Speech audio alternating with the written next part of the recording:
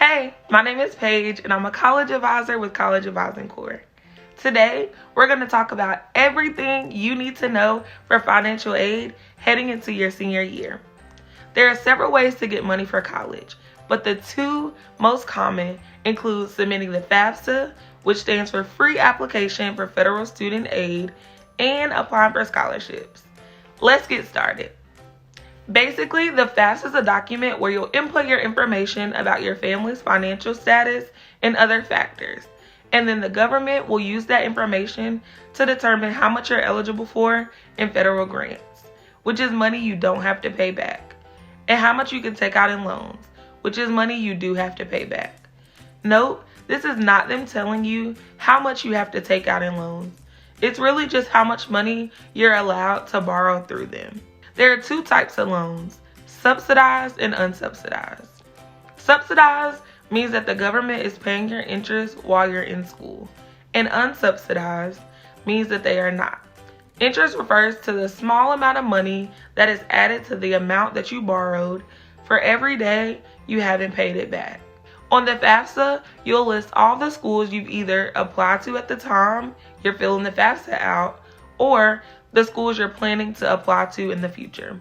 As soon as you submit the FAFSA, your information will get sent to all the schools as well, which will help them in determining how much money that they can provide from their institution, as well as any state aid available. I know we all want to be where the money resides when we get to college, so we've got to make it easy for ourselves and apply for the FAFSA. They want to know what's going on in your family's financial situation before they determine how to best meet your financial needs. In order to give them a full picture of what your finances look like, what type of documents and identifying information do you think you'll need to gather before submitting your FAFSA? Take a moment to think now. If you've said any of the following, you're on the right track. Social Security number for both you and your parents, or a student alien registration number, federal tax returns and W-2s from what the FAFSA calls a prior year, or 2 years before when you plan to enroll in college. For students in the class of 2022, that means you'll need to get information from 2020. Number of family members and the amount attending college. So now you may be thinking, who can apply for the FAFSA? The answer is anyone who's a U.S. citizen or an eligible non-citizen. Visit this link to check your qualification status. I know all of us jump at the chance to get more money for college, but we got a few more months before the FAFSA opens. Mark your calendar for October 1.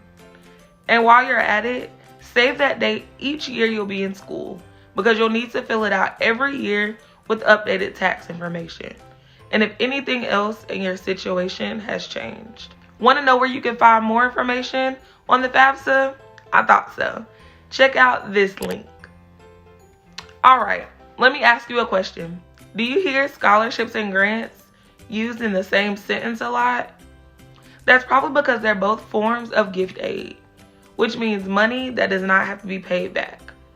I know that's what we all want to hear when it comes to financial aid, so be sure to listen up to this next section.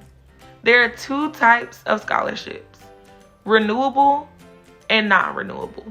Renewable scholarships could send funds for up to all 4 years in college. Unfortunately, non-renewable scholarships are only given out once. So if you get one of those, keep in mind that you will not have access to that money as you budget for the rest of college. There are two places scholarships can come from.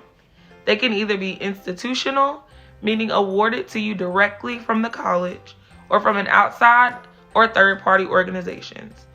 Schools may include scholarships you receive in your financial aid package, or they may have a place on their website where you can apply directly for available options.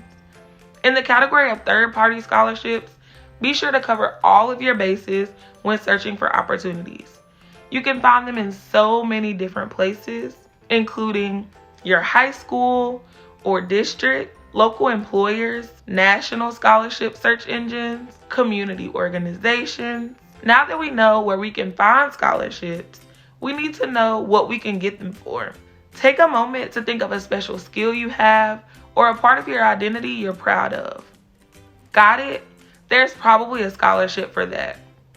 Yep, you heard me. You can get a scholarship for so many different things like sports, academics, racial or ethnic identity, a club you're in, and more. Pretty much anything that makes you you, someone wants to give you money for it. Want further explanation on scholarships?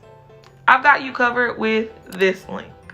There's so much more to college than just filling out the application. But just by watching this video, you're getting a head start. So cheers to you, and take a closer look at some of the links I mentioned in order to get ready for all of the money you can get for college next year.